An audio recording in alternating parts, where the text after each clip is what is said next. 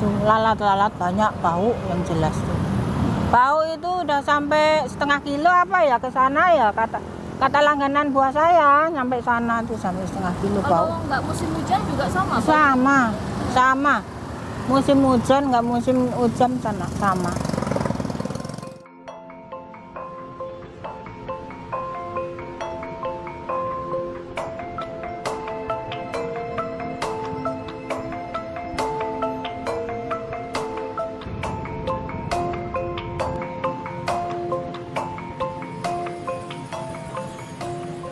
Daerah Istimewa Yogyakarta yang dikenal dengan berbagai tempat wisatanya ternyata saat ini sedang menghadapi persoalan yang rumit dan kompleks dalam menyelesaikan permasalahan sampah.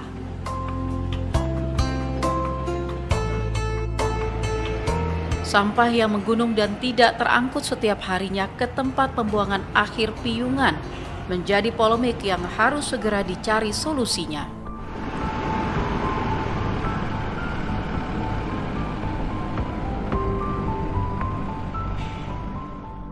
Seperti yang dikatakan oleh Tina, seorang penjual buah di samping Puskesmas Kedong Tengen, Yogyakarta. Letak tempat ia berjualan persis berada di seberang depo pembuangan sampah Pringgokusuman, wilayah Malioboro. Lalat-lalat itu loh, lalat banyak, apalagi di sini kan banyak pedagang makanan, terutama ya kebanyakan mayoritas makanan ya. Itu lalat-lalat banyak, bau yang jelas tuh.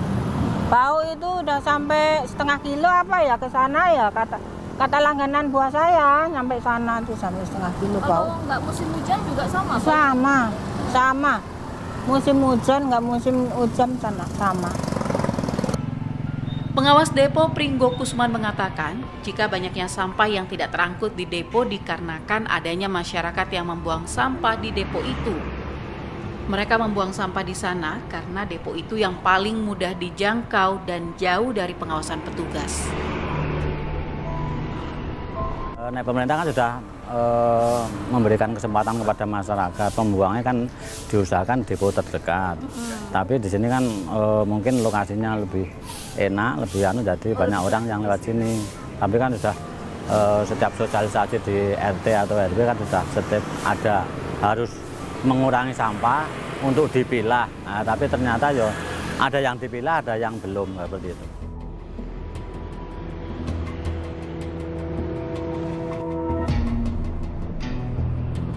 Sosialisasi darurat sampah yang dilakukan oleh pemerintah setempat mulai dari tingkat RT hingga Dinas Lingkungan Hidup menjadi sia-sia. Hal ini karena masyarakat tidak mengikuti arahan aturan tempat serta jam pembuangan sampah yang telah ditentukan.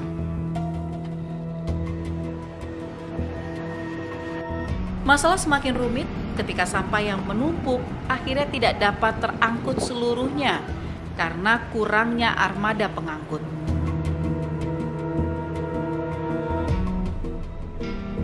Kurangnya kerjasama pemerintah dan masyarakat dalam menyelesaikan permasalahan ini menjadi hal yang perlu diperhatikan. Karena kesadaran masyarakat belum semua tersampaikan mungkin ya ini, atau memang pada ngeyel semua, nggak tahu ini. Pokoknya himbauan buat masyarakat, tolonglah kerjasamanya.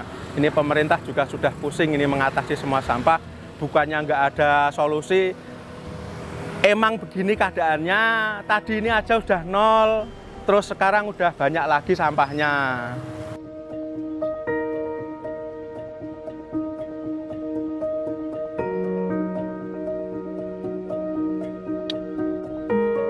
Sinergitas pemerintah dan masyarakat dibutuhkan dalam menyelesaikan permasalahan sampah di Yogyakarta sehingga akhirnya hulu dan hilir bisa bersama-sama menyelesaikan masalah ini.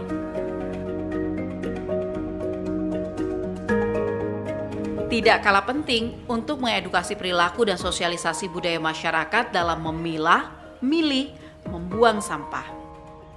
Masalah sampah ini timbul karena apa sebetulnya? Nah, secara teknologi, apakah kita tidak mampu? Menurut saya kita mampu. Nah, tapi ada faktor yang paling penting yang kadang kita lupakan, yaitu faktor apa?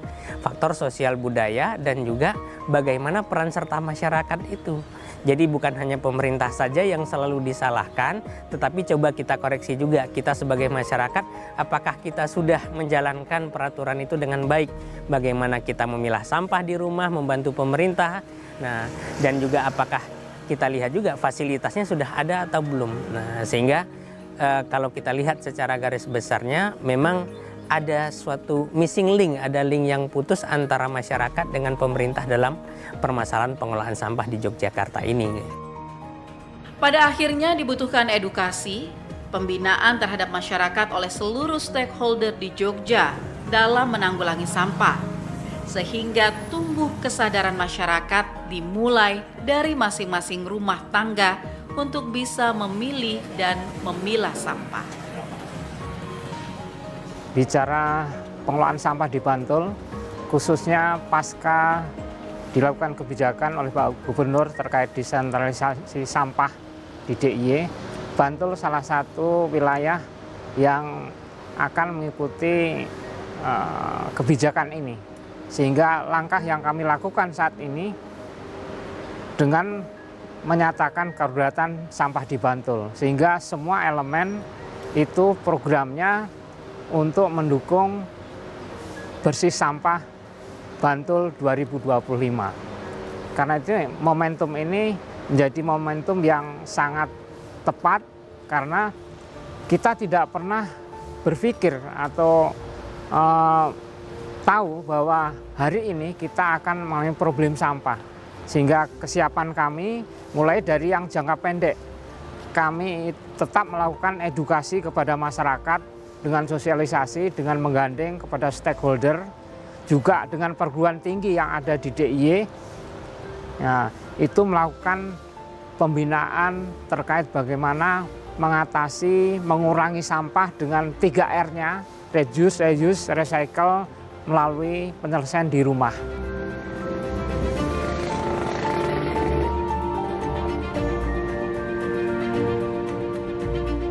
Di tengah rumitnya penanganan sampah tersebut, pemerintah daerah Kabupaten Bantul saat ini telah membuat tempat pengolahan sampah akhir dengan cara dibakar menggunakan insinerator buatan dalam negeri yang menggunakan teknologi pirolisis, di mana dengan teknologi ini sampah dapat terurai dan menjadi pupuk yang bisa dimanfaatkan.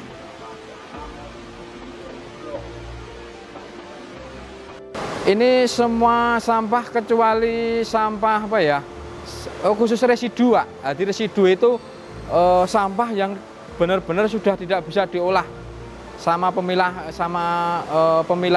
Jadi kalau sudah nggak bisa ada manfaatnya, kita bakar. Pada akhirnya, walau belum sepenuhnya masalah sampah di Yogyakarta terselesaikan, namun setidaknya ada solusi dari pemerintah dengan dibangunnya TPST di Kabupaten Bantul, di mana di tempat ini sampah bisa dibakar dengan kapasitas seberat 40 ton dalam satu hari tanpa perlu khawatir akan polusi udara karena pembakaran sampah.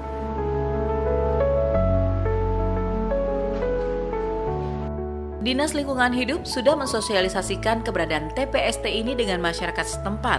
Bukan hanya itu, mereka juga memberdayakan masyarakat setempat sebagai pekerja di TPST.